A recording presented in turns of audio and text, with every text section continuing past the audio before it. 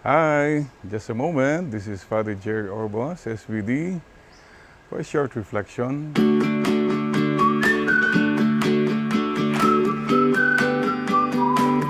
Kumusta ka na? How are you? Paalaala po ng ating Panginoon, listen with your heart. Be humble to God and say, Lord, kailangan ko po kayo. May we remain grateful. Stay focused, please. Let nothing disturb you. So mga kapatid, think about it. You decide to be happy. Be a good news to other people.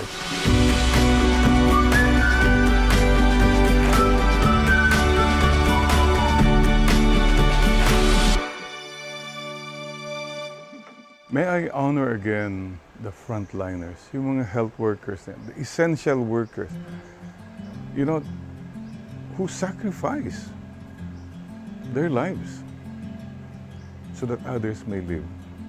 Diyan po tayo saludo. And through the years, we have heroes. And thank you, Lord, for such people. Bottom line is sacrifice. Service and sacrifice. Ito po yung mga servants, public servants na hindi yung self-service or family business. Hindi po yun eh. When you're given a chance to really serve others, consider it a privilege. Maybe this world will never acknowledge, but your Father in heaven is very happy. He's very pleased. So, question is, who are you? What have you sacrificed? Is your whole life just all about yourself? Kung wala pong service sa buhay natin, kulang. At kung wala pong sacrifice, kulang din po. So may I honor and salute again frontliners and all those who sacrifice. I remember a relative, General Titan Quezon, when he was a little boy, sabi ng mama niya, mag-serve ka, 6 o'clock mass. Gigising siya na ng alas 4. One time daw, this little boy, Titan, said, Mama, bakit po? Alas 6 pa ako mag-serve, pwede namang alas 8 para hindi na ako gigising ng alas 4. You know what the mother said? Titan, without sacrifice, walang tunay na service kung walang sakripisyo. Think about it. Thank you, God, for the chance, whenever we're given the chance to serve and to sacrifice with sincerity, with a smile, and in secret. God bless you, and Mama Mary loves you.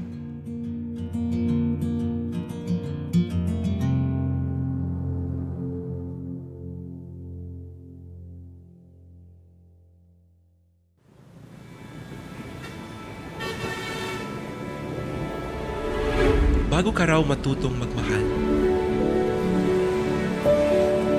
dapat matuto ka rin munang makinig.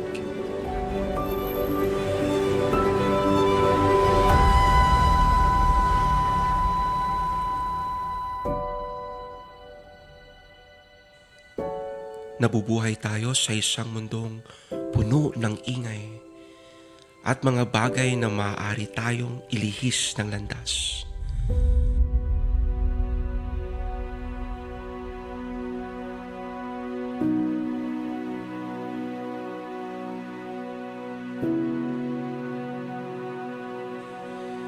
Kaya marahil kailangan din natin sila. Silang mga tinawag upang umiral sa taimtim na katahimikan. Tinawag upang maging saksi sa pag-ibig.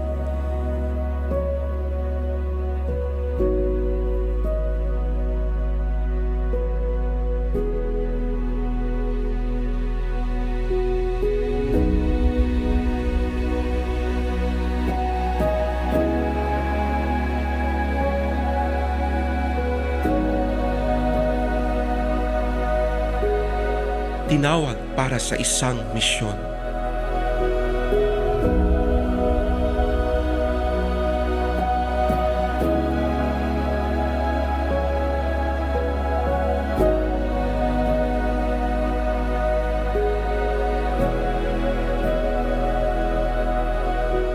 upang kumalinga at maging gabay sa landas tungo sa kapayapaan,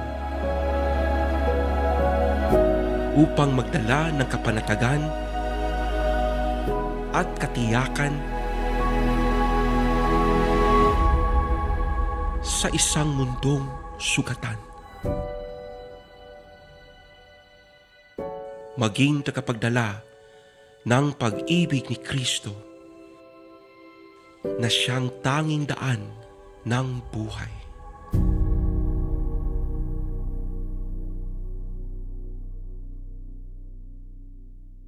Hi, just a moment. This is Father Jerry Orbos, SPD, for a short reflection.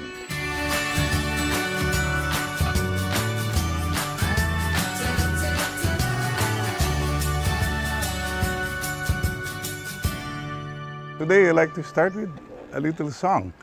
You know, years ago, John Tillotson had a very simple song. It goes like this. True, true happiness will follow. True, true happiness will follow. If you only follow, true, true happiness will follow. If you only follow me. Yeah, yeah. Ayun. Kapatid, that song says a lot. Sino? Ano ang pina-follow mo? Anong sinusundan mo? Wow, follower ka ba sa isang Facebook? Follower ka ba ng isang politician? Follower ka ng isang blogger? Whom are you following? I decided years ago to follow Christ, and that has given so much meaning po. Kasi po, reliable siya talaga. Hindi mawawala. On His side, He will always be faithful. On our side, we can be unfaithful, etc. But His love is constant. Follow Him, the way, the truth, and the light. And you will experience true happiness. Joy which the world cannot give nor take away. October 25 this year, 2020, 2021, I'll be 41 years as a priest. No regrets. Following the Lord has been one of the most beautiful things that has ever happened in my life. In all humility, I am grateful that the Lord, napansin ako, He called me. And I follow. I try to follow. Many times I fail, but you know, keep following. And you will be happy. Shall we sing together? True, true happiness will follow. True, true happiness will follow. If you only follow, true, true happiness will follow. If you only follow Him. Yeah, yeah. Okay, God bless you, and Mama Mary loves you. Amen.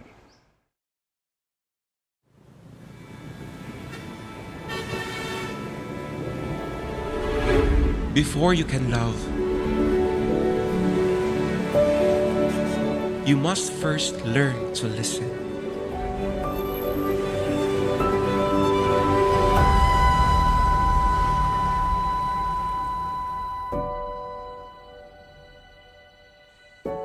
We live in a world filled with noise and distractions.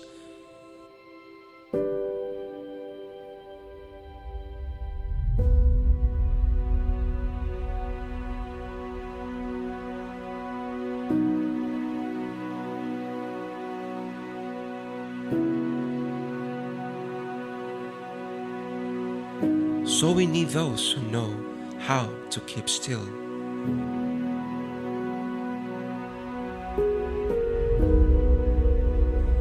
While bearing witness to love.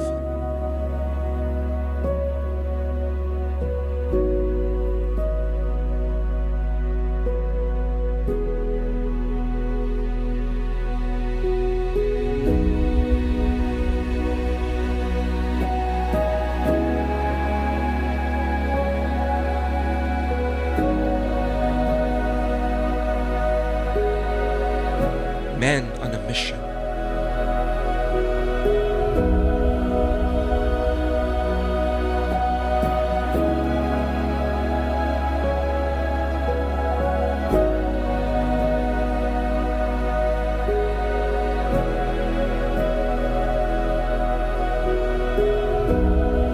Who offer comforts and a way to peace.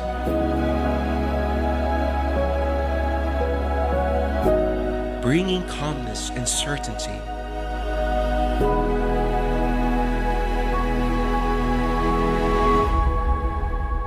To a broken world.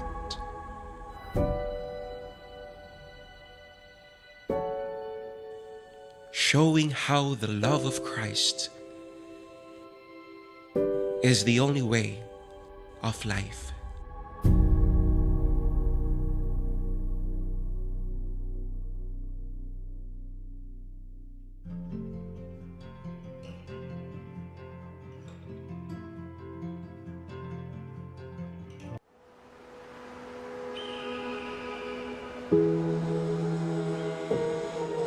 Life, they say, is like a winding road.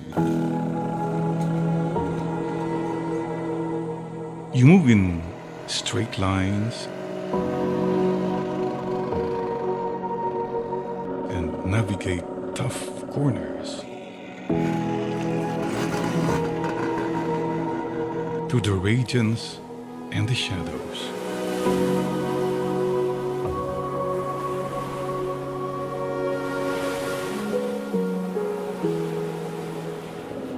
You may struggle with truth and doubt.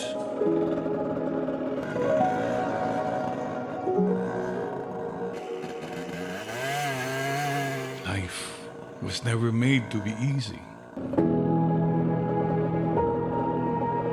But with faith, hard work, and a heart unafraid, you will reach the mountaintop and find the light that you can carry inside you.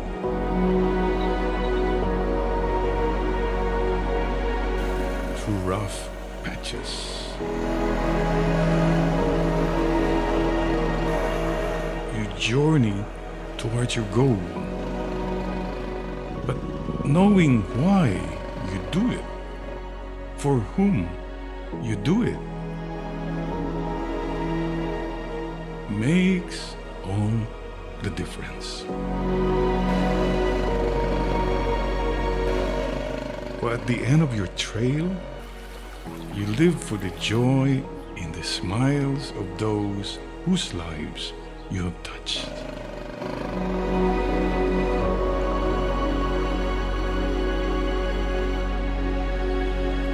Not for any fame or glory, but because you chose to follow the Lord's path.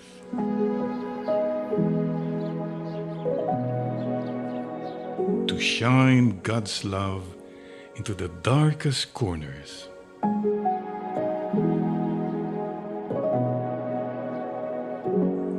And lead all to the light.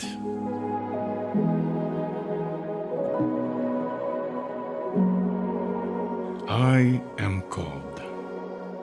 I am a Divine Word missionary.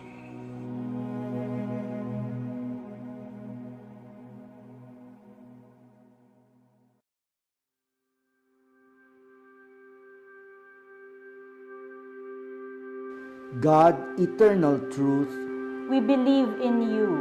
God, our strength and salvation, We hope in you. God, infinite goodness, We love you with all our heart.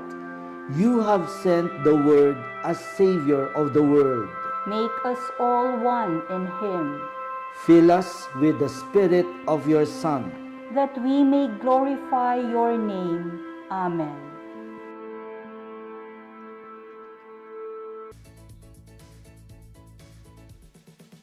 Magandang gabi po, mapagpalang gabi sa lahat ng ating mga tambay nilayers. Ito po si Father Jerome Marquez SVD, At kasama niyo sa araw na ito, All Souls Day of November 2. Nako, exciting po sapagkat pag-uusapan po natin ang tungkol sa mga espiritu at mga unknown coming from an expert, from a paranormal expert, hypnotherapy, paranormal consultant, parapsychologist. Yan, nako, nakikita na alam ko nasa screen na kayo, nakikita nyo ang guest natin. Samantala, kasama po natin syempre ang ating Bible scholar na may regular channel sa YouTube, no? Marami nang sumusunod doon sa kanyang serye ng pagpapaliwanag ng Biblia at parish priest ng Sacred Heart Shrine diyan po sa Diocese of Cubao. Syempre, si Father Randy Flores SVD. Good evening, Father Randy. Good evening, Father Jerome. Happy All Souls Day. Akala ko, ang narinig ko may makasama tayo ngayon, mga All Souls. Which is yun naman ang topic natin ngayong gabi. Anyway, magandang gabi po mga katambay. It is Pastor TV, Tuesday edition. I hope you are all alive and kicking as usual. At Father Randy, marami bang pamisa para sa kapayapaan ng mga kaluluwa ang in-offer din sa Sacred Heart Church? Yes, simula pa noong 31, no? Kasi long weekend yun, di ba? From Sunday, Monday, at saka hanggang ngayon. So, hindi makapunta sa sementeryo and nagpuntahan sa simbahan. Kaya pati mga misa nagdagdag throughout the day, no? Mula umaga hanggang hapon, may tanghali, para mabigyan ng opportunity yung ating mga kapanalig, mga gustong magdasal para sa kanilang mga liumbaong mahal sa buhay. Kaya maraming this is usually nangyayari pag November 1 before pandemic ay nagbabawas pa nga ng mass kumbaga minimum lang dahil expected most of the members, parishioners ay nasa sementeryo. So doon ang event doon ang mga panalangin. But this time it's different. Last year parang mas ngayon mas marami ang nagpunta sa simbahan ngayon kasi last year medyo lockdown at wala pang vaccination. So yun ang situation sa mga parokya. Katulad ng Sacred Heart Parish Shrine dito sa Quezon City. Ayan, so nako po, napapag-usapan din naman ng mga kaluluwa, ay tamang-tama, Father Randy. Ang ating kasama rito ay dati kong kasama sa DZMM. Lagi kaming sumusunod sa kanyang program. May ibang mga referrals na rin ako sa kanya at namimiss ko na rin makita siya. Wow, oo. Books. Pag pumunta ka sa National Bookstore, nako, yung isang buong shelf mga books published no other than by this person na nasa harap natin ngayon, isang author, lecturer, parapsychologist, at counselor, counseling ng past life regression. Ako, gusto pang at hypnotherapy, paranormal consultant, columnist sa Inquirer. Yan. Walang iba kundi tinatawag ko siyang Kuya. Jaime T. Licao. Good evening, Kuya Jimmy. So, good evening, Father Jerome and Father Randolph. Good evening. Kuya Jimmy. Nako, kumusta po kayo ngayon? I mean, at this time of pandemic, how do you make yourself busy, Kuya Jimmy?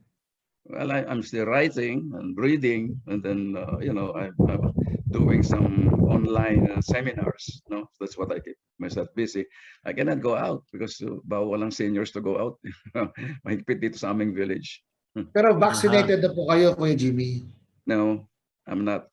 You see, I have a problem. I have a very serious heart problem, and 2 doctors told me I am of high risk if I get vaccinated. I cannot be sure that there will be no side effects on me. So there's but 3 out of 5 doctors I consulted wanted me vaccinated. Yung dalawa, na cardiologist, sabi sa akin, wag. So I followed the wag. I talked with someone kanina our chaplain for the Pink Sisters because of comorbidity, right, Kuya Jimmy, like yours, no? And he said, wag na lang muna. Yes. Better if his heart is better, saka na lang daw siya. And of course, we understand and we respect.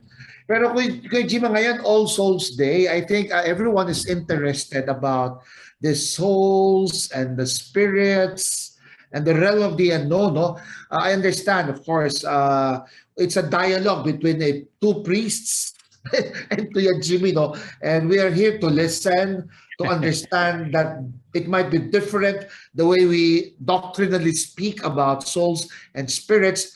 But the point of this tambay nila ay marinig. At siyempre, marami naman nakikinig sa inyo rin, Kuya Jimmy, no, without pero ngayon pong araw ng mga kaluluwa, anong normal na ng mga bagay ang pinag-uusapan pagdating dito sa araw ng mga kaluluwa sa perspektibo niyo po, Kuya Jimmy? You know, I don't really indulge much in discussion about during this time. It's still the same as other days, no. It's just that I get invited more often. This and my children call me the Halloween personality. Minus all the trappings ng mga makeup, etc., etc. Yeah, there's a lot of misunderstanding about this. And of course, the church stand is different from how we view it because we have a different basis for it. No, but I think in the end it will reconcile. No, because truth is one. I mean, wherever you are, isa lang ang katotohanan.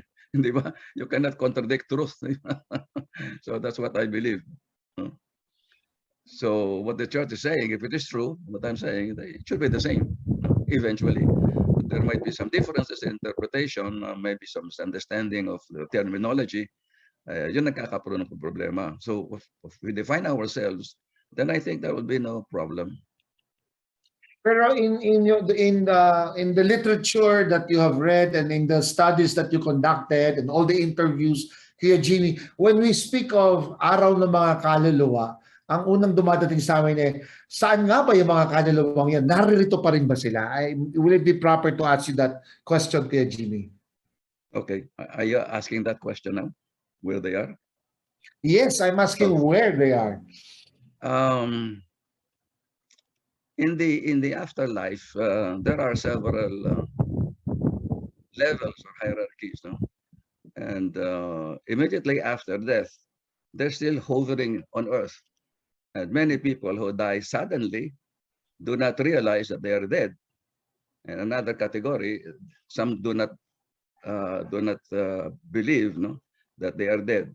So they hover around the earth plane, which is what we call familiar spirits, as far as I think the Bible is concerned, and we call it earthbound, no, earthbound spirits. You see, and so that's what they are here still. No, and then later, as they ascend to the higher planes, you can no longer hear them, or they can no longer interfere with the living. But immediately after that, they're still around. So they're poltergeist phenomena that you can still communicate with them, and there are many cases like this. No? And the problem is, as far as the church is concerned, the soul cannot come back, and those who come back are the devil. So, but I cannot accept that, Father, because we have the proof, no, of people who are relatives of people and who confirm their they confirm about certain truths that they have when they were alive. So also, if you will recall, in Samuel, no? Book 1 of Samuel, chapter 30, I think, I'm not so sure, but anyway, that the story is of King Saul talking to the spirit of the prophet Samuel through the medium of Endor, the woman of Endor. And this cannot be denied. No, it's in the Bible that we can communicate with the spirit of the dead, not necessarily the devil. And it is in the Bible. And this is what I cannot, maybe I could ask you, Father, I cannot understand the stand of the church on this. Because if it is in the Bible, it's very clear. You know, the whole chapter, I've read it 1,000 times, no? It's very clear that we can talk to the dead. And the Bible proves it. Yet the church says, hindi pwede. Ano ba yan? Maybe I should be the one interviewing you. But as I mentioned, Kuya Jimmy, no, we want to listen to your kung paano nyo pinipresent. Pero you're very clear, sabi mo, itong mga namatay, pwede pang makausap. At hindi Yes. sila mga demonyo. That's your essential point. No. And the Some- church is some may- teaching na once you're dead, you go up to be judged immediately. At no way that soul will come back and hover on the earth, as you mentioned kanina, namamalagi pa dito sa lupa. And then you mentioned about the book of Samuel.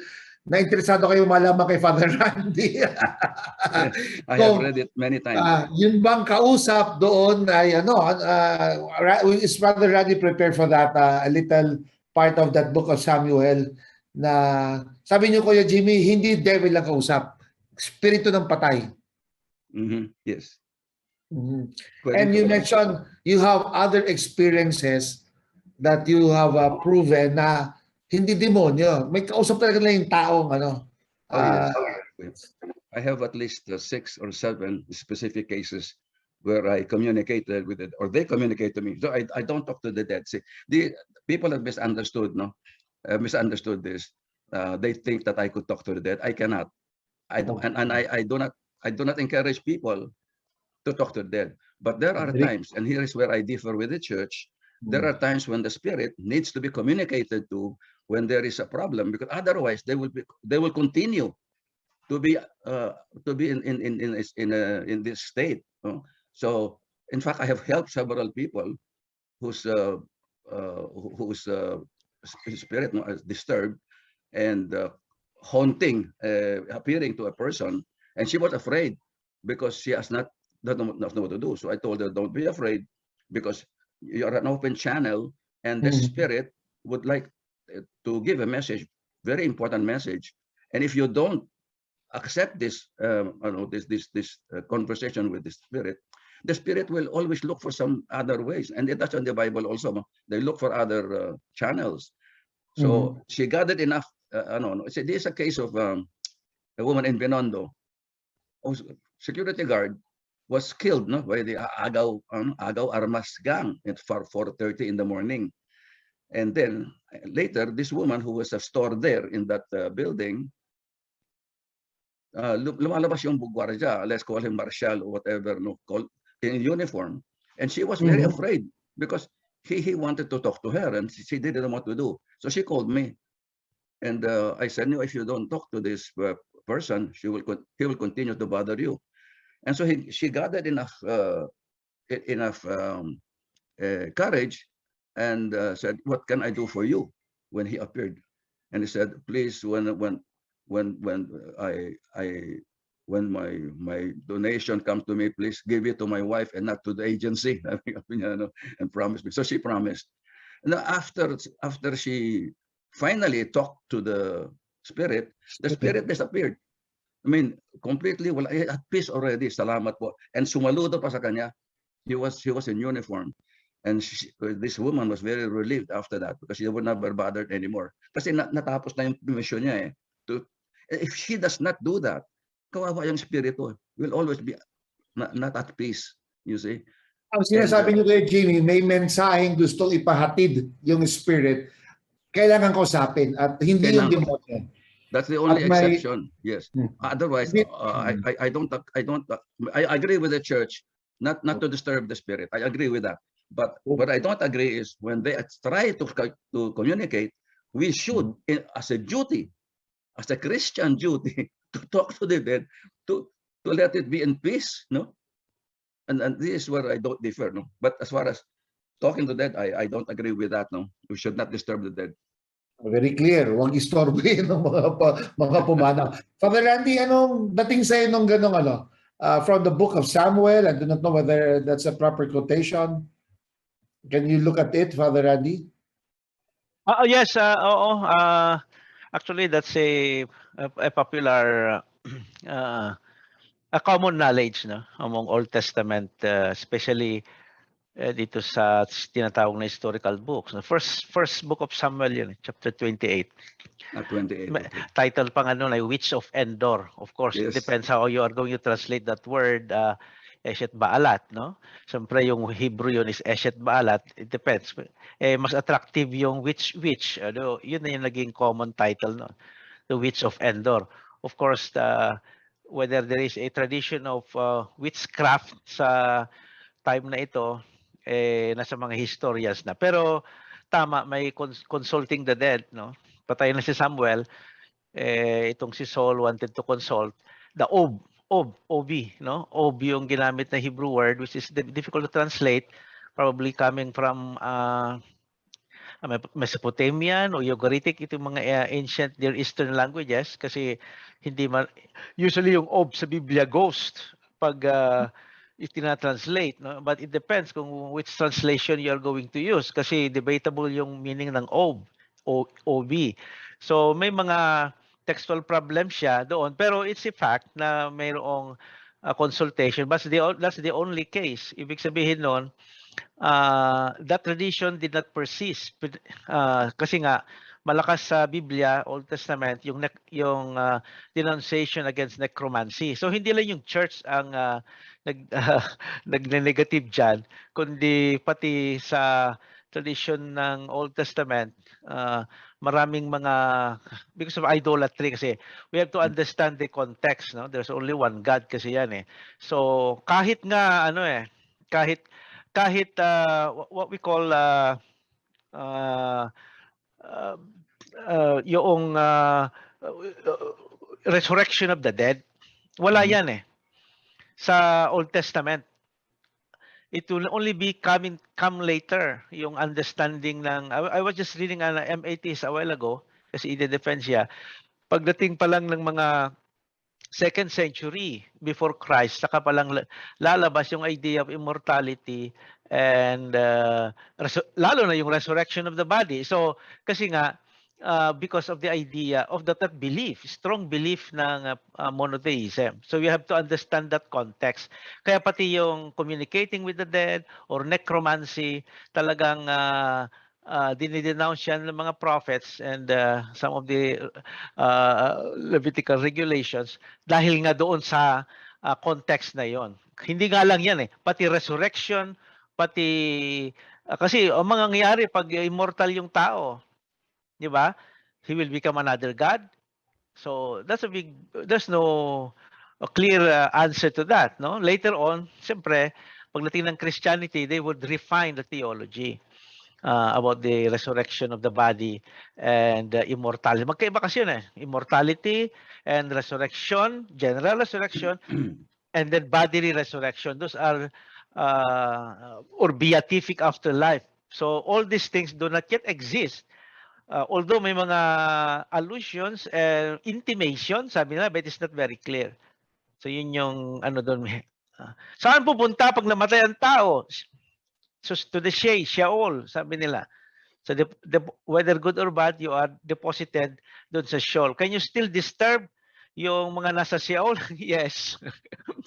Twice, no? Ito nga, once kinonsult din ni Saul si Samuel. So there are cases like that, no? Na disturb pa si like si Samuel sa kanyang but isolated cases, no? It's not a common tradition. Okay, Jimmy, maliwanag yung site ni Father Randy. There is an incident at the Old Testament na sinasabi niya na it was consulted, pero in the progression parang hindi na doon pumasok. What do you think about that explanation, Kuya Jimmy? Well, fine. I have no problem with the explanation of Father Randy. It's true. It's correct. But as far as isolated is concerned, that's only in the Bible. But in actual life, we have many cases of people, of dead people, communicating with the living. So many, thousands upon thousands of them, and there is proof, no, of mediumship or channeling. In fact, in England, there is even a school of mediumship where people are taught how to communicate with the dead and how to get messages from them. We don't do that, no. But what I mean is that it's not as uncommon as we probably think. No? Pero Kuya Jimmy, from your experience, diretsuhin po natin, sabi niyo maraming karanasan. Anong normally messages ng mga ito, ng mga pumanaw, na gusto nilang iwan at tapusin? As you mentioned, na matapos na para they rest in peace. Yun pa rin di ba, ang ending. The soul wants to rest in peace. Tama po ba Yes. yun? Yes, yes. Oh, okay. Let me give you one example of what they want. No? There is this woman. She is a nurse, I think. She is in the U.S. No? The father died during the pandemic already. Died in the Philippines, and the daughter, who's in the U.S., and the mother agreed that they have they are from Davao, and they agreed, this mother and the daughter in the U.S., that he should be buried here in Quezon City. No, they agreed on that. The father, who was dead, disagreed. He wanted to be buried in Davao. So what happens?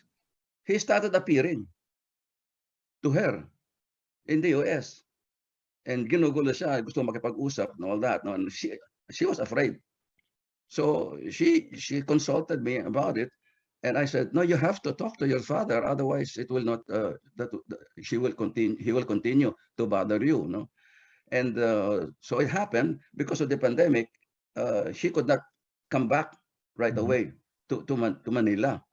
So doon siya pinuntahan ng tatay na patay na. Kinakausap siya, pinipilit siya na ipaliwanag sa kanyang nanay na gusto niya doon. So finally, because of this insistence of the spirit, they agreed to hold the body here until they are able to bring the body to Davao. Tumahimik ngayon yung espiritu nung pinamis nila na we will bury you in Davao where you wanted to be buried. That's when it stopped. Paano niyo po na i-communicate yun? Through a medium? No, Through she could hear. images?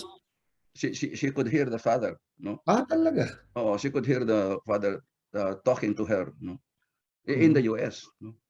And then so she communicated with the mother. Tatay, gustong gusto ng mother, and they know that that's what they wanted. But they were surprised that he really came because very strong yung desire. See, so pumasok. Ganun yun eh. Yung very strong yung. Now sometimes murder victims, for example, who would like justice, and papasok din yan habang hindi makamahuli yung pumatay sa kanila. These are cases. Sometimes they just want their body to be properly buried, no?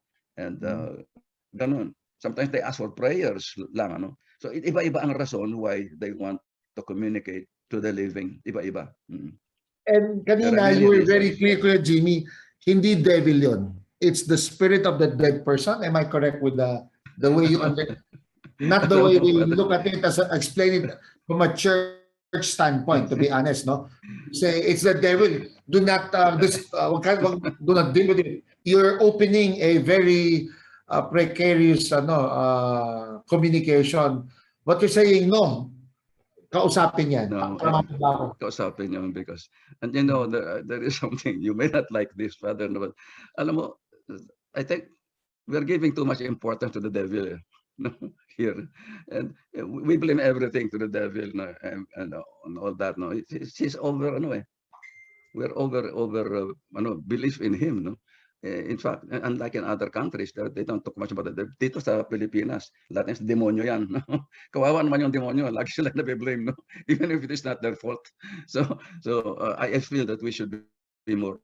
Pero kaya Jimmy, doon sa mga cases na alam mo, did it lead na yung tao mapalayo sa Diyos o napalapit sa Diyos? I'm talking about the living person.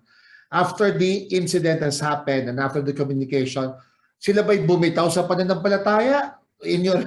O hindi naman ninyo to tinignan? Pero did it lead them to be closer to God or farther from God? Never talked about it, but I do not think. I do not think that it's tumiwalag. I don't think so. But we don't talk about this about their faith. What is clear is to communicate. And would you be saying, Jimmy, na kung nasaan sila, if they are still here and trying to communicate the message, what's their form? What's their matter? How do they hover around? Where do they stay? Sorry for asking these questions. Nasa bahay ba yan? Hindi ba umaalis ng katabi mo? No, they go to this plane of, we call it a plane of existence or dimension, which some people call heaven, and the religious call it heaven. As far as those who have come back to life, look, I'm talking about near-death experience, the NDE. Okay. There are many cases of this where a person is declared dead, and then after a few hours, I don't know, they are revived and they live. There are many cases of this already, on record, and they talk about where they are. They if they are a Christian, if they are especially Catholic, they call that place heaven, no? Kasi beautiful, full of loving people, walang sakit and all that. But to those who are non-Christians, they call it just a beautiful place, no? Which is identified as heaven by the Christians. If they are Buddhist, they probably have a different terminology for it. So there is this dimension where people go to a very nice place, no? Which is identified as heaven by the Christian. I don't have any problem with that. No? So yeah, it depends on your point of view. No? And what is interesting about the NDE is that here, for the first time, we have a glimpse of what happens to the person after he dies. Before, we didn't have any proof of this, but with so many cases now appearing of people who were declared dead, these are people declared dead, after a few hours, they come back to life, no? And I'm going into something to tell you something which will probably shock you, no? Sige nga po, Kuya Jimmy. Because there is a case, this is documented. This is not my opinion. I can show you where you can find the information about a scientist, a Russian scientist, who was killed by the KGB because he wanted to defect to the West. He's very intelligent, speaks so many languages. He has received his master's degree at the age of 12, and at the age of 20, he has his PhD. No, at the age of 20, he speaks several languages, and he is a neuroscientist, a psychologist, a psychiatrist. No, very brilliant man, and he wanted to defect. So the KGB learned about it, and he was killed by being run over by a car. He was walking on the sidewalk in Moscow, and a car ran over him twice. No, so he was able to get up and run, but the car followed him and made sure he was dead. That was on a Friday. Okay. Because it was Friday, his body was placed in the morgue. Okay, his name is George Radonai. No? Radonai, that is his name. No? So, and he was placed in the morgue freezer. No, from Friday. No, from Monday, his body was taken out of the freezer to be autopsied. Okay, then when the doctor made an incision on his chest, he opened his eyes. He opened his eyes, and the doctor nagulat siya because yung pupil ng eyes na nagre-react sa light, so he's alive. So tumakbo ngayon yung doctor because I mean, imagine a dead person for 3 days in the freezer. This is something really. By the way, Father, I want to emphasize this documented. This is not sabi-sabi nito. Documented ito. No? It's in the record. No? He was alive. No? After 3 days, he came back to life. And that's why I say, Father, it is not only Jesus Christ who resurrected after 3 days. There is a proof. George Rodonai, you can research about this and see whether it's something, not true. It's documented. So a person can be dead 3 days and can live again, like Jesus Christ. So for priests to say only Jesus died and after 3 days lived is wrong. It's wrong. We can prove it's wrong. If they cannot say only Christ did it, because George Radonai did it. Now deny that. Disprove the statement.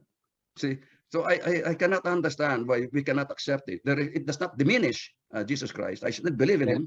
It does not diminish. Yeah, you're correct. But I believe in him from his teaching as he taught it, not as the restitution teaches. Iba yung tinuturuan ng simbahan kaysa sa tinuro ni Jesu Cristo. If you look at the Bible and all that, iba yung tinuturuan.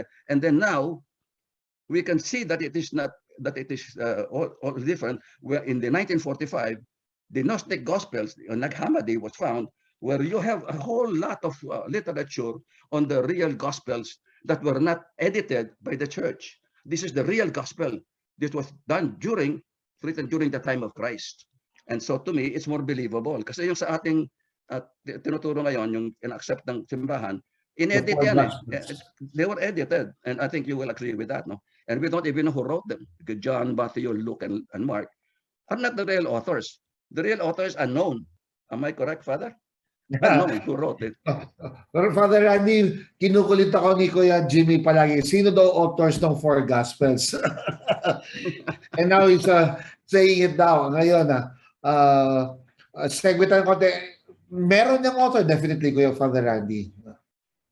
Well, yung Gnostic Gospels tsaka Naghamadi, ano yan eh, kasama sa discussion yan nung pagdating nung section ng sa topic na canonical text, no? So ano yan eh, mga 2 or 3 weeks na class na discussion sa classroom, no? Kasi nga that's a good question. Bakit may mga canonical text kasama na yung Gospels na 4? Bakit may mga extra canonical text which attest to the productivity ng let's just say early Christian writings, no? So ano ang criteria nila na yung 4 na gospels ang pumasok, where there are other extra canonical gospels? Some of them Gnostic ang origin. Some of them are not necessarily Gnostic, but simply sayings of Jesus, like the Gospel of Thomas, for example. And Gnostic Gospel, Gospel of Judas, which was recently discovered as a manuscript, no, that bears to that kuan. So, Gnostic Gospel. Gnostic kasi yung idea ng Jesus doon ay yung knowledge, na that once you know the secret to salvation, you are saved, no? So kaya Gnostic, Gnosis. Ngayon ang problem diyan is how to bakit may ganon extra canonical na hindi nakapasok sa canonical. So sa first century, fluid pa yung there's no definite list of biblical books. I'm talking about New Testament na, kasi may Old Testament issue din yun eh. So I'm talking about the New Testament na fluid yan. Yes, Father Randy. Very fluid, no? At iba-ibang communities, iba-iba rin ang kanilang canon. For example, there is a community, no, ang canon lang nila Gospel of Luke, no?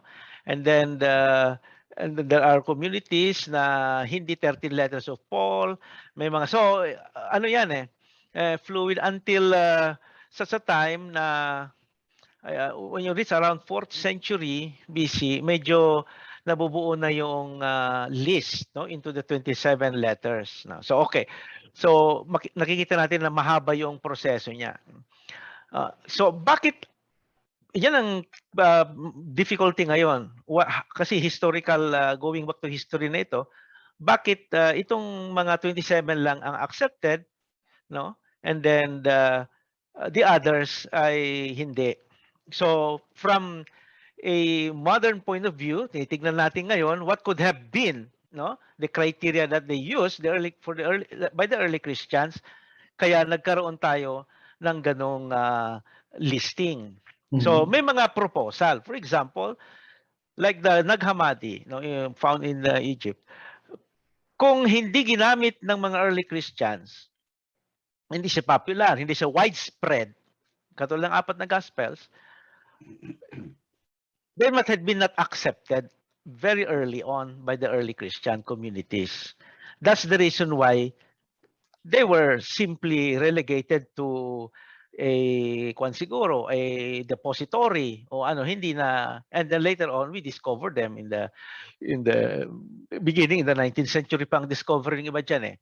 So yun yung isang possible reason, no?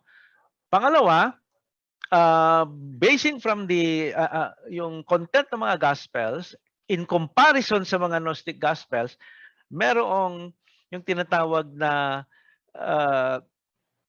yung yung pananampalataya, no? The analogy of faith ang tawag nila dyan sa technical term. Analogy of faith, maging consistent yung portrait nila about Jesus. No? So, yun yung acceptability ng early Christians. They accept that kind, whether that is true or not, we have no way to judge it, no? But that is the tradition that we receive, no? That's how the early Christians accepted them, no? Yun namang accusation na may censorship, no? Hindi pinayagan, conspiracy theory ng mga yon. Just how we see it, no, as biblical scholars, no. There are no, it's a modern accusation. Walang nag-accuse ng censorship ng mga first century, second century. Wala ngang censorship bureau dyan noong mga panahon na. It's just that the early Christians, di ba, for example, accepted this this as authentic portrait of Jesus, and they use that in liturgy, ginamit sa panalangin, ginamit sa mga doktrina, no? And the rest were not used. That's the reason why naitago. Naitago.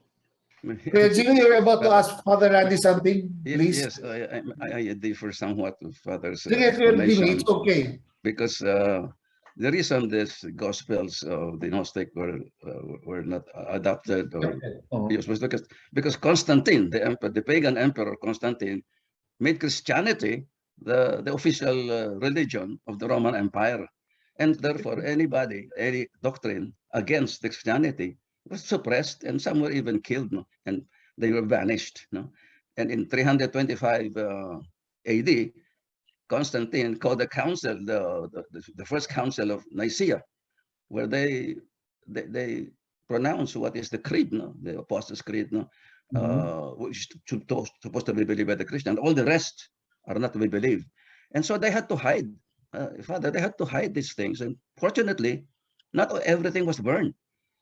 And so we have a whole lot of literature that was kept in the jars, earthen jar in Nag Hammadi, Egypt, that was found in 1945 by Bedouin tribes, no? Some shepherds or goat shepherds, no? Found this, and we have this, to me, more authentic teachings of Jesus, because these were not edited, this was not censored by the church. If you compare them, they're more powerful to me than the Gospels, although the Gospel is also powerful to me. Okay rin yun.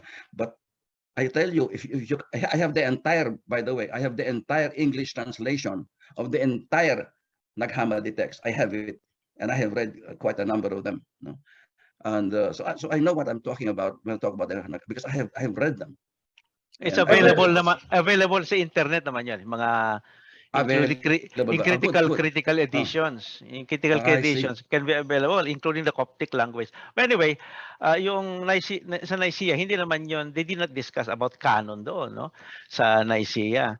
Ang concern nila doon ay yun na nga, yung pinupros nating creed, yung nature ni Jesus, no? So it was not so much about the canon. Yung canon kasi yung list, no?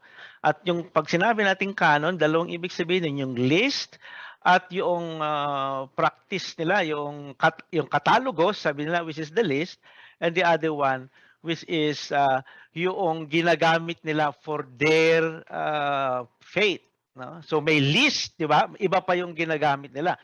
It could be in the list, but they are not being used sa Christian life.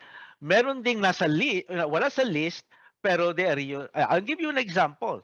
Yung Didache, okay? Yung Didache, which is the writings supposedly, but presumably, dahil hindi naman sila gumawa, nagsulat, but attributed to the 12 apostles. So attribution yun meaning they were written much later after the time of the apostles. Teaching yun ng mga apostles. We do not in the list, wala sa list ng canon, wala tayong Biblia na ang pangalan niya ay Didache, but was used by early Christians. Even ngayon sa Christianity, we are using them. Halimbawa, yung prayer na for thine is the kingdom, the power and the glory, that comes from the Didache. Yung prayer after the Our Father. Okay, so there are teachings in the Didache na hindi na ginagamit until today ng Christian tradition, no? Wala sa list, okay? Wala sa canon, no? Another example, yung virginity, the birth of the Blessed Mother, you don't have that in the list. Nasa Proto-Evangelium James siya, which is wala sa list, but ang ating tradition, we use them. We use it. In fact, we have a liturgical celebration of that. No? It becomes even almost like a dogma to think of the birth of the Blessed Mother. So, yun, ano yun, sabi ko nga, fluid. Yung closing of the canon ng Roman Catholic Church will only come in the Council of Trent. Pero they didn't even discuss yun kung ano ang, bakit ganyan, but they just have the list coming from the Church Fathers. So, malawak kasi na hindi pwedeng i-reduce lang yung canon into yan ang sinabi ni Constantine. Para kasi tayong merong, that's a modern interpretation. Kasi kahit na well-documented din ang Nicaea, maraming documents what happened. So, but scholars na maayos, they would not think of, they would simply brush away na conspiracy yon. Although nabibili, although ano yan, na very very saleable yan pagdating mo sa market. Kasi nga anything controversial can be saleable. So yun ang nagiging popular na understanding ng history. But when you examine really carefully and meticulously history and go to the primary sources, walang ganon. Father Randy, kanina Kuya Jimmy mentioned something about a person in Russia who resurrected, no? Died Friday and was frozen. Then on the Monday, ay nagbukas yung mata. And to prove na outside Christ, meron din isang experience documented ng resurrection. Are there other documented resurrection in the old or new or in other literature that we understand as Catholics? As against, as he mentioned, it's only Christ who resurrected. Tama ba ako? Were there other, aside from that one from Russia that was given by Kuya Jimmy? From your reading. That's a section. That's a section in eschatology yan, no? Talagang pinag-aaralan yan ng ano. And one of the ito nga would be, it will go really against tama mo, there's only yung resurrection is Christ, and that is a new creation. Yun yung theological belief that came out from the experience of the early Christians based on this experience nila si Christ. So interpreted that way, Christ, the resurrection is a new creation.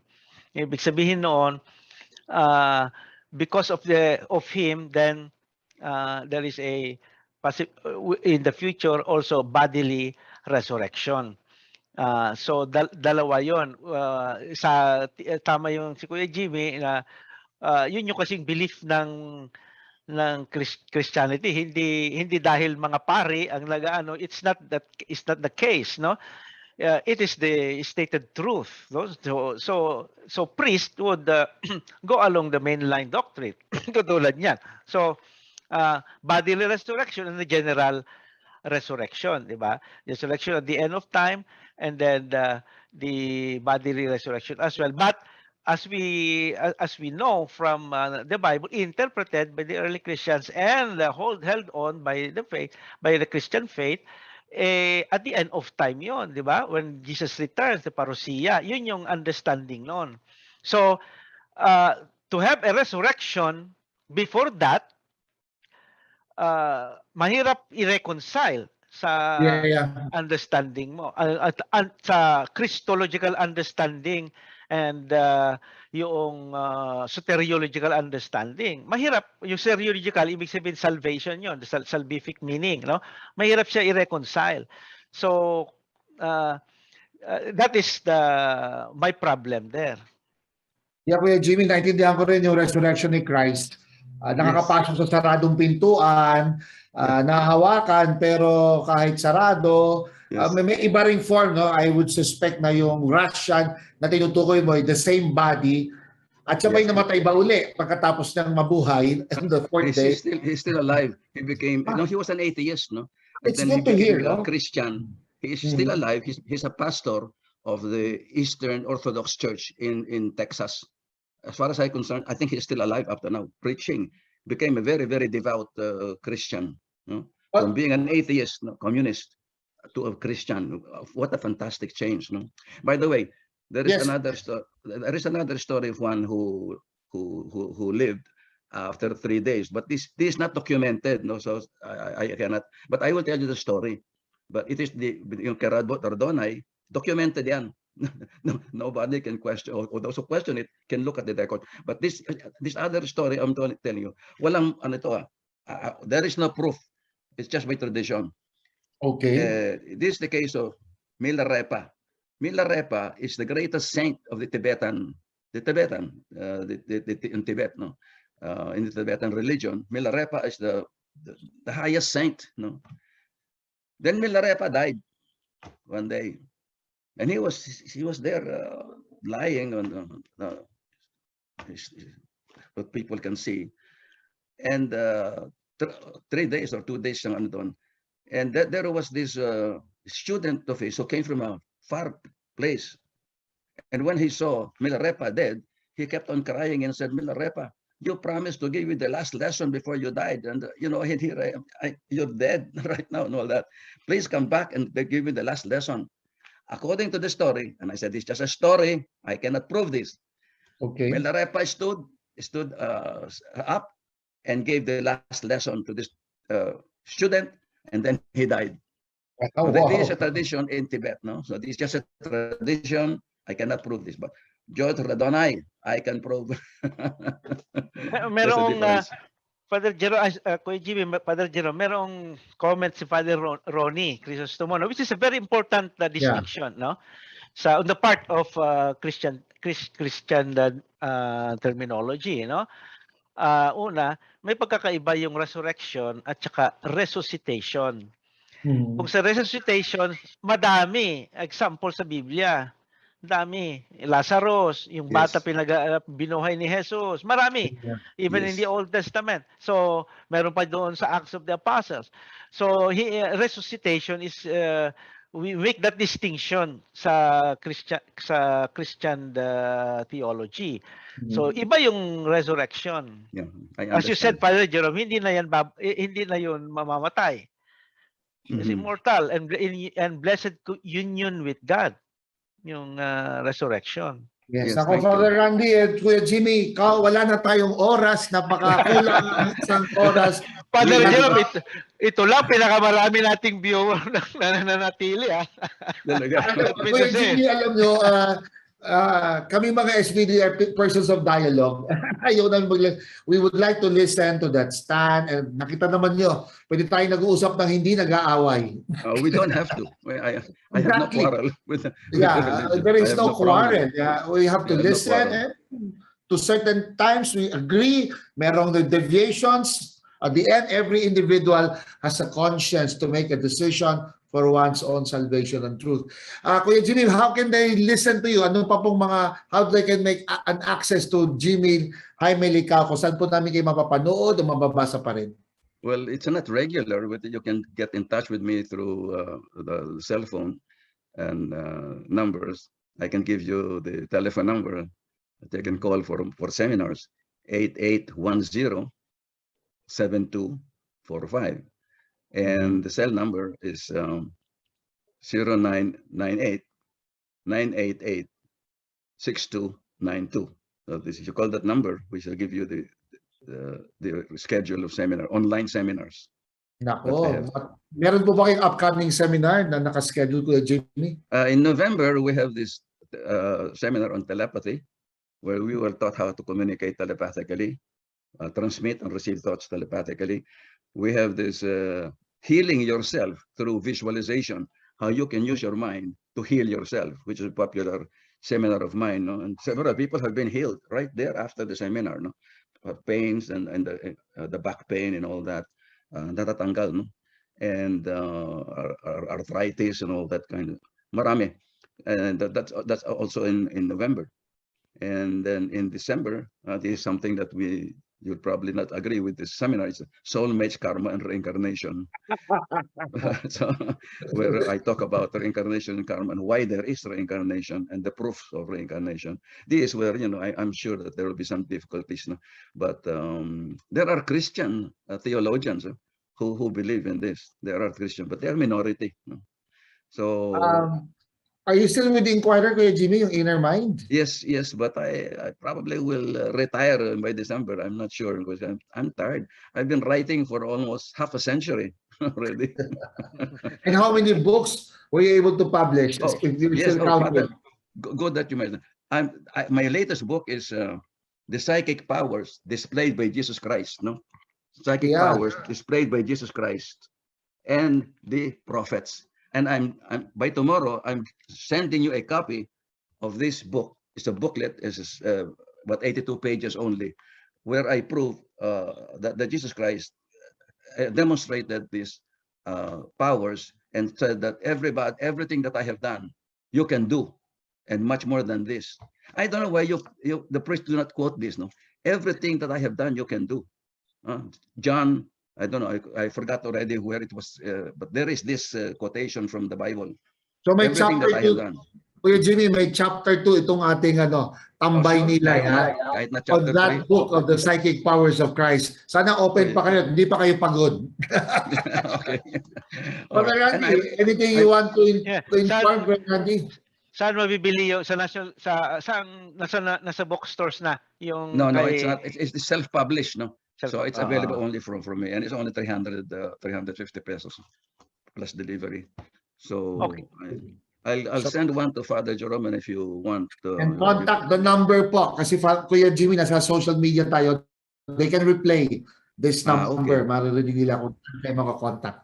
Naka-permanent na po yan sa YouTube at saka sa Facebook. Oh, really? Yeah, thank you. Yes, And Father Randy, anything you want to announce, Father Randy? Yes, itong mga viewers natin, si Albert Lalaine, Albert Ibanga, Lalaine Season, Kiko de los Santos, Del Yango, good evening classmates. Sabi niya, Poli Hulinga Ereche, meron siyang comment, ang sabi niya, sorry to say that anyone who may have died on car accident and been frozen, believed to have reason is possible, but it cannot be compared to Jesus Christ, sabi niya.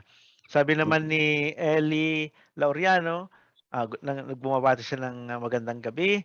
Tapos si Judy mo, sabi niya, aabangan po namin ang chapter 2 ng conversation niyo. Salamat po. Thank you. Pero meron siyang sinabi rin na glorified body, siguro sa resurrection kanina, glorified body, sabi niya. At of course, ang kasama din natin ngayong gabi ay si Estrella Nebres Milan. Wow.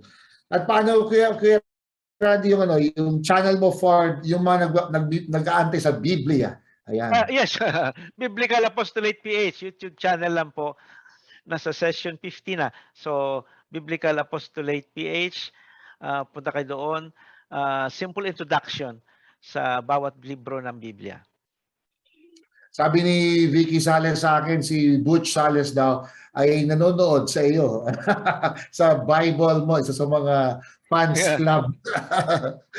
So mga auditors to, Kuya Jimmy, na interesado sa Biblia. Mga and Father, I would like to thank Father Randy. For his explanation. It's very clear. And really, the SVD fathers are really more open-minded than other religious that I know. No, we could not. Baka hindi pa alam ni Jimmy na si Father Mercado has died already. Oh, friends. They are their close I'm friends. sorry to hear that. I know him. Yes. When did he? Yeah. Early this year, no? Correct? This year. Last year. Last year. Rest in peace, no? 2020, pero late last year po. Late last year. Yes. Okay. Samantala, inibitahan ko rin kayo doon sa isang social media channel ko po, Conversations with Father Jerome SVD, mga inspirational message, mga conversations ng mga different personalities at may Gospel Sunday Reflection po at Holy Mass pag Sunday 4 p.m. Paki-subscribe, paki-like, paki-share. At salamat kay Kuya Sedfrey Nebres dito sa program na ito. At last words from you, Kuya Jimmy. Well, nothing more except that we have to study this very carefully and not believe everything that we hear. I have done this for myself in order to prove to myself that this is true. And we should always be skeptical about new things. Even what I say, I ask people not to believe me at first, but to examine whether there is any basis for these views. So that's all that I have to say. Thank you very much. Salamat po Kuya Jimmy. No? Salamat po sa inyong pagbibigay ng panahon. Salamat. Pag inilatag ninyo kung ano yung mga paniniwala at observations and documentations, ayon din sa inyong pag-aaral. No? And Yes. Why not? Why not? No? Father Randy, any words from a biblical scholar, Kuya Jimmy? Yes, so gusto kong pasalamat sa pagtanggap ng invitation natin. Thank you, Kuya Jimmy, and stay Welcome. healthy. Kasi we need you Thank you. in this kind of discussion. Salamat at there are many things that we do not know Yes. about life after death. So Yes. tama yung sabi ko ni Jimmy, let's continue to nourish this faith of ours of life after this life. Yes. Thank you. Samantala sa mga nakikinig and those who follow us, babasbasan po namin kayo. Isama natin sa panalangin ng mga pumanaw nating mahal na ipinagdarasal natin sapagkat batid natin ang hangad ng lahat ang makaisa at makasama ang Diyos. Sumayin niyo ang Panginoon, pagpalain kayo na makapangyarihan Diyos Ama, Anak at Espiritu Santo. Amen. Magandang gabi po sa inyo lahat. Maraming pong salamat. Thank you and good night. Thank you for the Good invitation. night. Okay. Salamat po sa inyo.